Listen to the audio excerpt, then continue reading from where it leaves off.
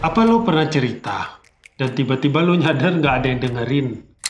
Semuanya lagi cek HP dan lu mikir, apa aku memang membosankan? Atau lebih parahnya, ketika orang-orang lagi ngobrol, tiba-tiba lu nyeletuk dan akhirnya suasana menjadi hening.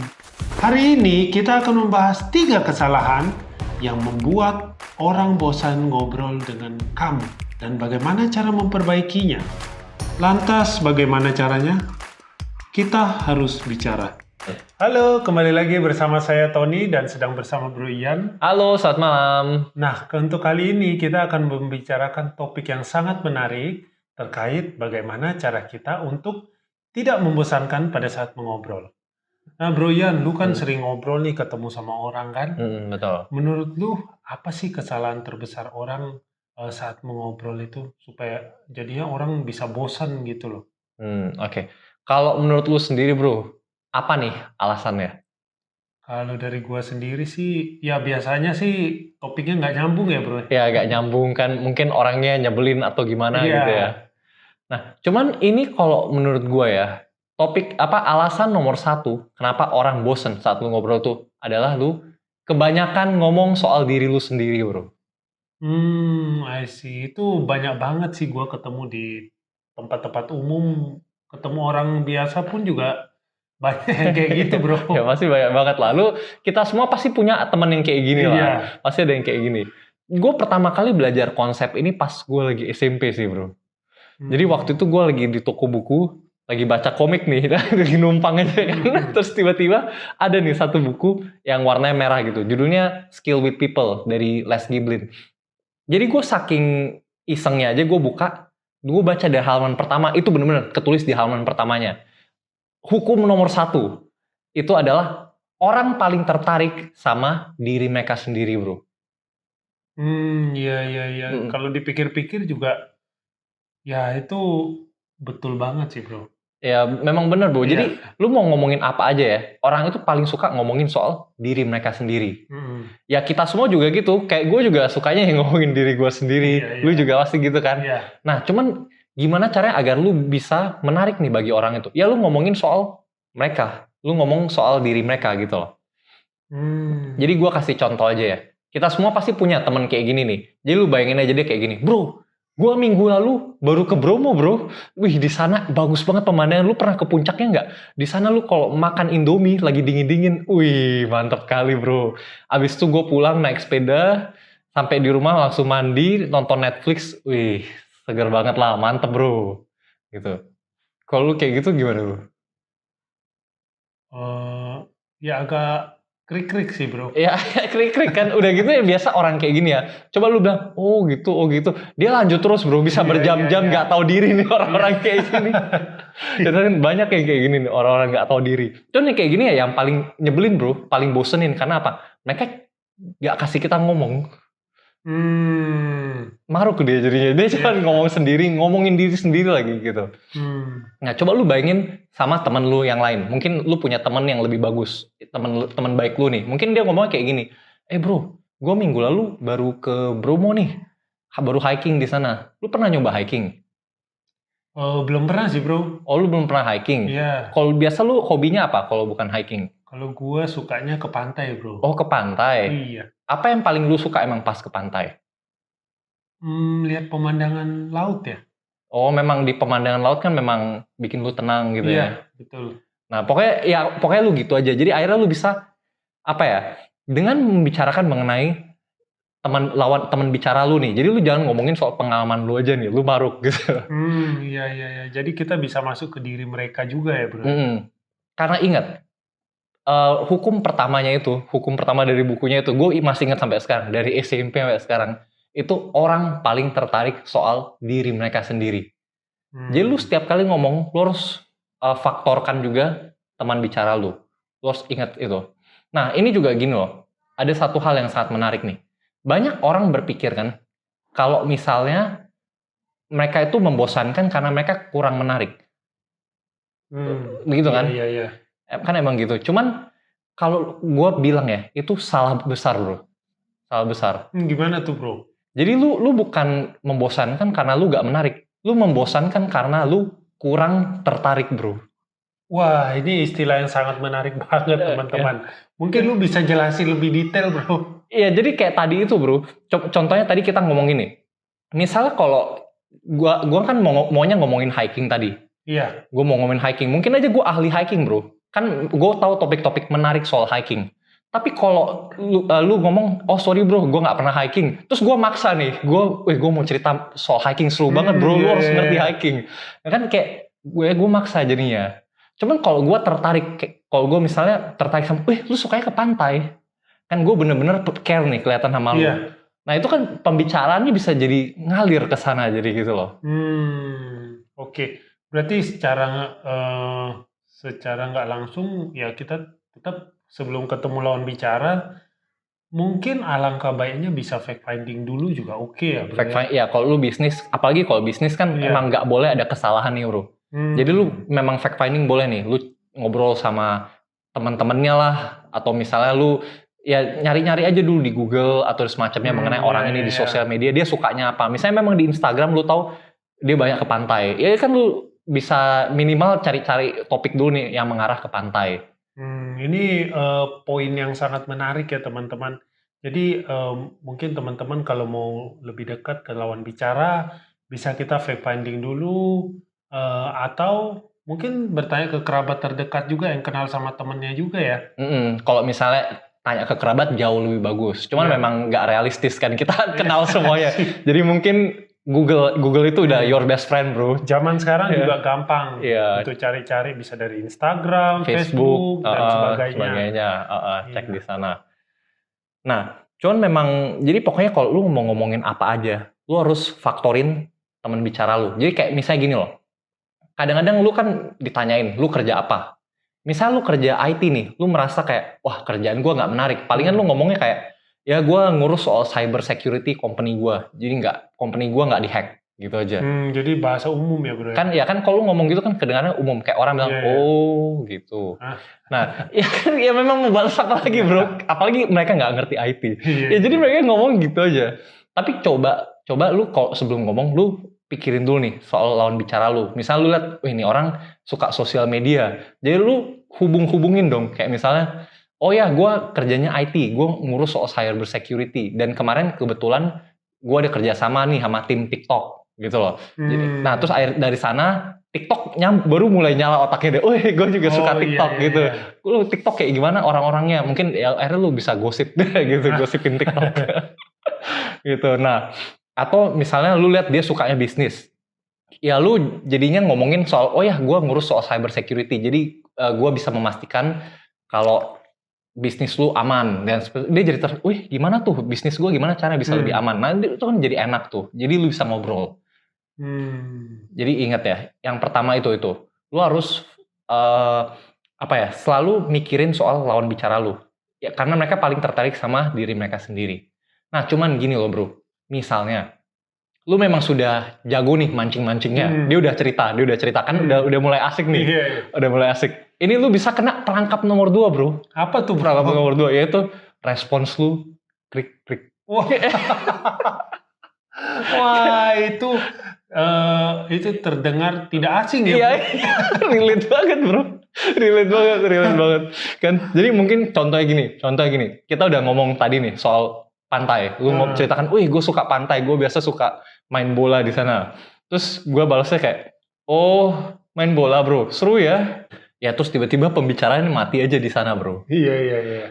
Nah yang harus lu sadarin itu ya, kalau lu pas ngobrol itu ada yang namanya momentum bro.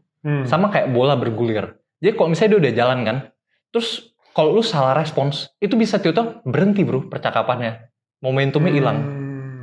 Jadi ada efek dominonya juga ya bro? Iya bahaya juga. Jadi akhirnya kalau udah sampai sana kan, jadi kadang-kadang lu merasa awkward jadi. Awkward itu sih dari sana lah bro, dari krik-kriknya itu kan.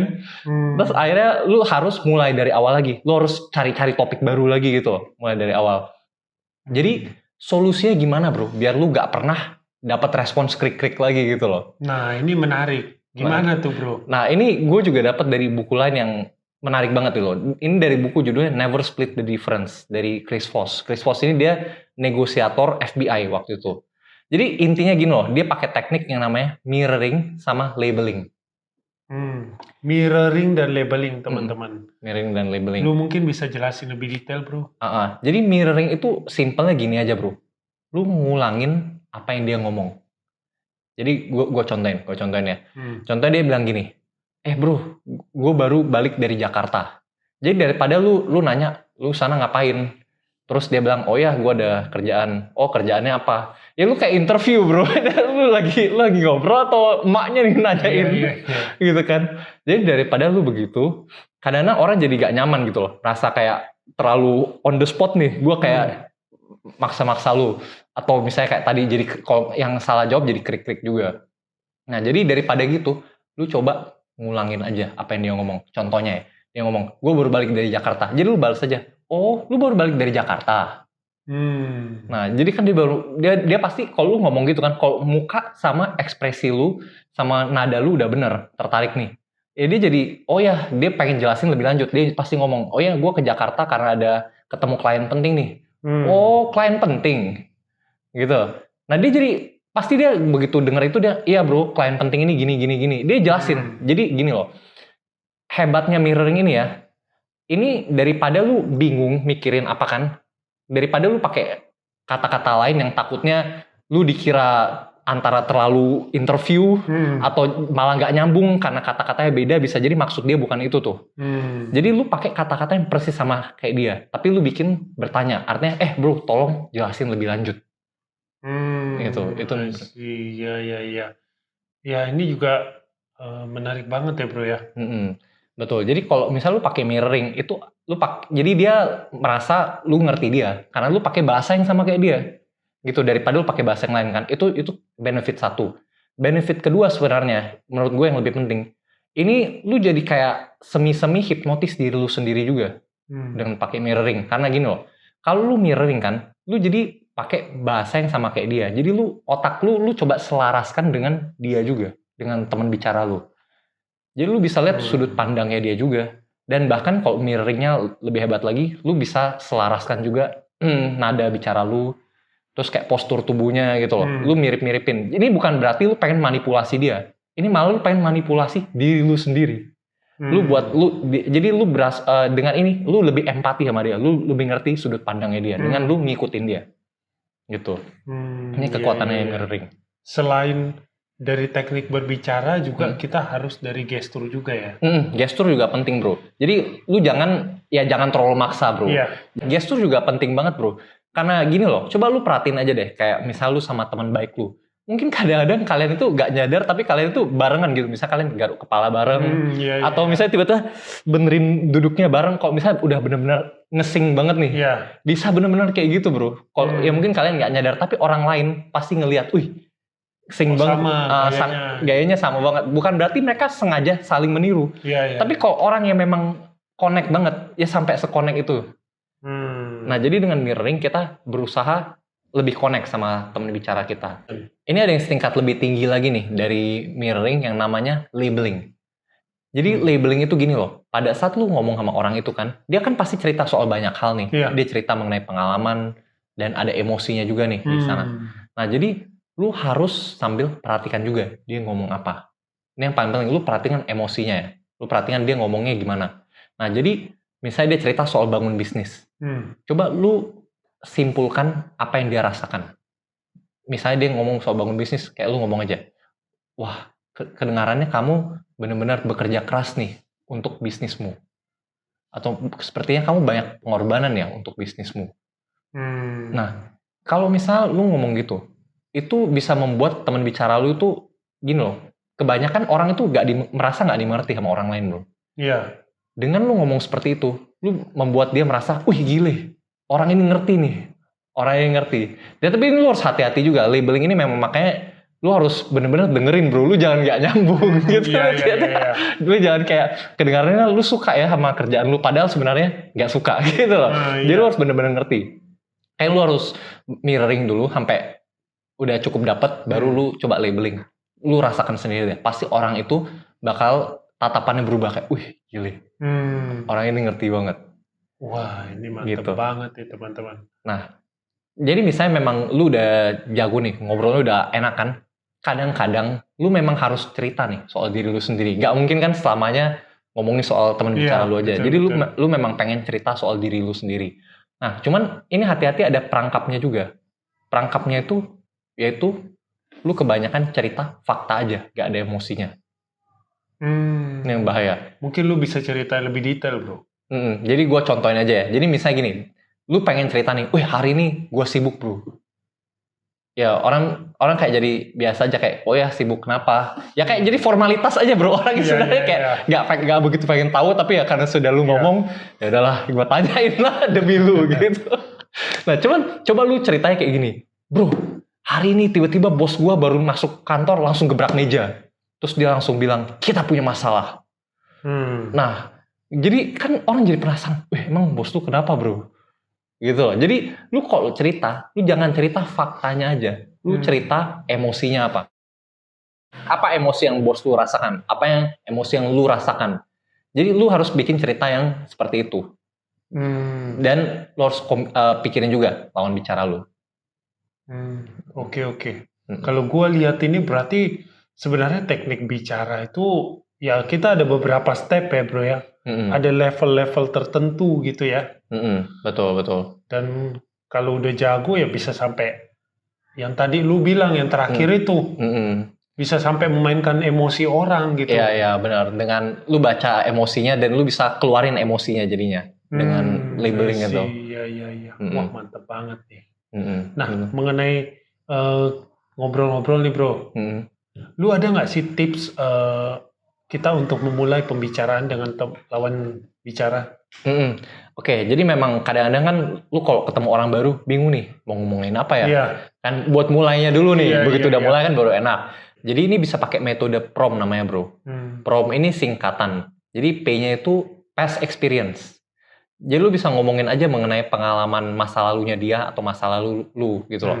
Jadi misalnya lu baru pindah dari mana, kan ngomongin soal pindahan. Atau misalnya lu pernah trip kemana aja, ya yang kayak gitu. Atau kedua lu bisa ngomongin juga soal R. R itu recent event. Jadi ada kejadian apa nih yang baru-baru. Misal kayak, ya kalau ngomongin politik ya bisa aja sih. Misalnya ada siapa baru naik. Cuman mungkin kalau orang baru agak bahaya ya ngomongin politik. Ya lu coba ngomongin gosip apa itu juga boleh kan. Misalnya apa yang baru terjadi itu lu ngomongin. Atau misalnya O-nya ini opinion. Lu ngomongin soal pendapat mengenai apa aja, misalnya kesehatan lah, diet lah, atau apa. Jadi pokoknya lu pilih opinion apa aja, lu minta pendapatnya dia. Kan bisa ngobrol dari sana.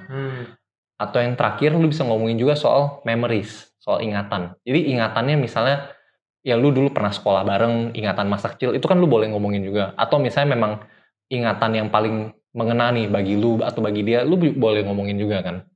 Kayak gitu. Jadi untuk mulai pembicaraannya, nyari topiknya bisa dari PROM ini nih, buat mulai. Oke. Cuman buat lanjut. Jadi biasanya kadang-kadang kita juga pernah dong, lu pernah nggak kayak gini, tiba-tiba pas ngomong, mau ngomongin apa lagi? Oh pernah bro. Ya kan, sering banget. Tapi sebenarnya ya bro, kalau buat menurut gua topik pembicaraan itu nggak mungkin habis bro. Nggak mungkin habis, kalau lu tahu caranya. Caranya itu jadi pakai ini, metode trading. Thread maksudnya thread benang bro, benang. Jadi lu benang buat connect, bukan trading bro. Itu asik sih. Itu asik. Nah cuman gini, maksudnya metode trading misalnya gini. Contohnya dia ngomong, gue baru dari mall nih beli jaket baru sama istri. Dia ngomong gitu kan. Jadi sebenarnya dari dia ngomong satu kalimat aja, terus topiknya udah banyak banget bro, banyak banget. Jadi lu pertama, dia ngomong apa? Dia baru dari mall. Lu kan bisa ngomongin, mall mana bro? Atau misalnya mallnya bagus gak? Kayak gitu. Terus kedua, dia bilang dia beli jaket. Lu ngomongin juga, oh lu beli jaket apa? Atau misalnya, oh emang kenapa lu pengen beli jaket? Mau kemana? Misalnya gitu. Terus terakhir ngomongin istrinya juga gitu. Misalnya istri lu gimana kabar? Gini. Jadi kayak dari ngomong satu kalimat, sudah keluar 4 topik. Gitu. Jadi kita kembang-kembangkan gitu ya bro ya? Iya, lu pilih aja lu paling tertarik sama yang mana gitu. Nah, terus sama ini yang terakhir gue ada tips yang menurut gue paling penting nih. Apa tuh bro? Yang paling penting, jadi kita kan udah ngomong lumayan panjang nih, tapi menurut gue tetap ujung-ujungnya lu harus, kalau untuk pembicaraan menarik itu biar gak bosenin, lu harus benar-benar tertarik. Ini gue ngomong Iya, sekali iya, lagi. iya. Tadi kan gue sempat ngomong, cuman ini saking pentingnya gue ulangin lagi nih. Untuk jadi gak membosankan, itu lu gak harus menarik. Lu harus tertarik. Tertarik ya Lu bro. harus tertarik. Jadi lu harus bener-bener ngulik nih. Lu harus bener-bener ngulik soal lawan bicara lu. Lu harus bener-bener mikir, kok bisa gitu? Kenapa dia mikir kayak gitu? Lu bener-bener tertarik.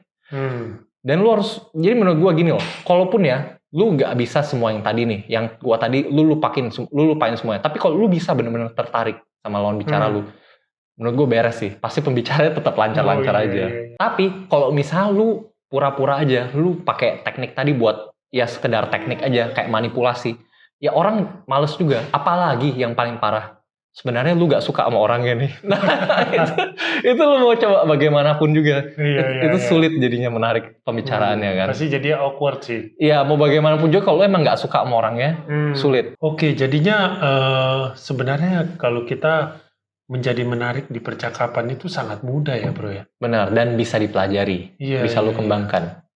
Hmm. Nah, ini kita ada challenge nih buat teman-teman. Coba deh di percakapan selanjutnya, kalian coba terapkan metode mirroring ini. Dan kalian harus benar-benar tertarik ya sama lawan bicara kalian. Coba deh rasakan sendiri perbedaannya dan komen di kolom komentar. Gimana jadinya? Ya, kalau ada teman-teman atau kerabat juga yang kira-kira butuh masukan atau diskusi, bisa komen di kolom komentar juga. Ingat untuk like, subscribe, dan komen. Sampai jumpa di next video. Terima Bye-bye. kasih.